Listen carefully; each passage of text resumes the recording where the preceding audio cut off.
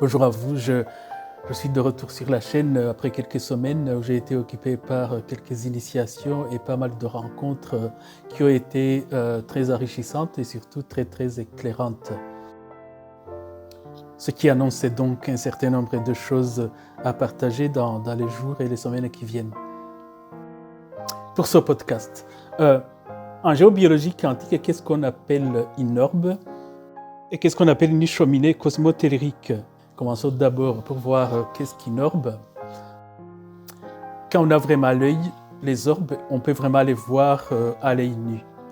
Et quand on est en lecture vibratoire et fréquentielle, on les voit sans aucun effort. Alors qu'est-ce que c'est? Comme ils ont été vus à l'œil nu, donc des définitions ont été proposées. On dit parfois qu'il s'agit d'artefacts, qu'il s'agit des flashs de lumière sur de la poussière, sur du pollen ou sur des flacons de neige. Effectivement, on peut en trouver comme ça, mais si on se contente de ça, c'est parce qu'on ne veut pas vraiment aller loin. On ne veut pas aller loin dans l'observation, on ne veut pas aller loin pour en savoir plus sur le monde dans lequel on se trouve. Je signale également qu'ici, je m'occupe des orbes qu'on trouve dans les maisons, dans les habitations, dans les bureaux. Pour ce qui est des orbes qu'on trouve dans la nature, ça c'est autre chose, c'est largement différent d'ailleurs. Et j'ai un autre regard là-dessus. En géobiologie quantique, la plupart des orbes qu'on trouve sont des mémoires liées à des animaux ou même à des humains qui deviennent ce qu'on appelle des formes pensées. À force d'être enrichis, ils vont s'agglomérer en énergie presque matérialisée. Il y en a même qui prennent vie. Des animaux comme des humains, quand ils quittent ce monde, quand ils meurent, les proches, ils continuent d'y penser. Ce qui est normal, il va y avoir une continuation d'énergie qui est surtout liée à ces projections, ce qui crée une mémoire qui d'ailleurs va attirer d'autres formes et pensées et par moments, ça va prendre forme.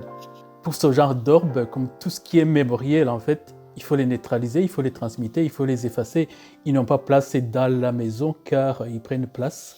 Au point de vue énergétique, ils prennent de la place qui revient finalement à la personne ou à des personnes qui y habitent. Une conscience supra ne s'encombre pas de ça car il sait où il est. Quand on a perdu un animal proche, quand on a perdu une personne proche, c'est pas facile. C'est normal de continuer à y penser, mais entretenir des mémoires qui vont s'agglomérer de telle façon, ça n'aide pas du tout, ça n'aide personne.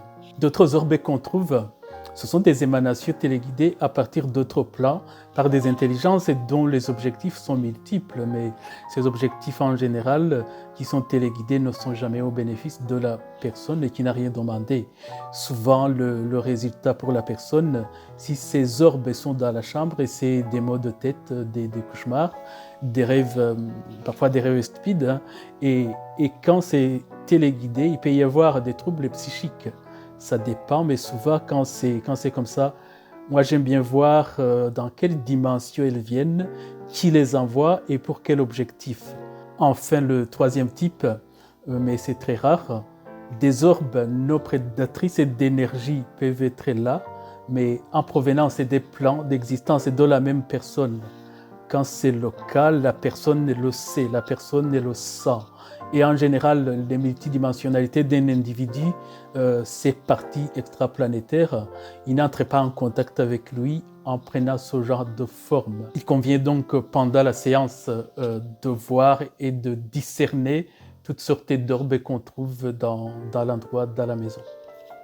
Voyons maintenant qu'est-ce que c'est qu'une cheminée cosmotellurique. On les définit comme des spirales énergétiques. Ils se forment sur certaines zones, sur certains terrains, lors de la rencontre entre certains rayonnements cosmiques et d'autres telluriques. Il se forme alors une spirale d'énergie avec un niveau vibratoire fort en périphérie et un niveau vibratoire faible au centre. L'énergie dans cette spirale est tour à tour montante et puis descendante. Et ça se fait autour de l'axe de la base et c'est le noyau, ce qu'on appelle le noyau d'une cheminée cosmotellurique.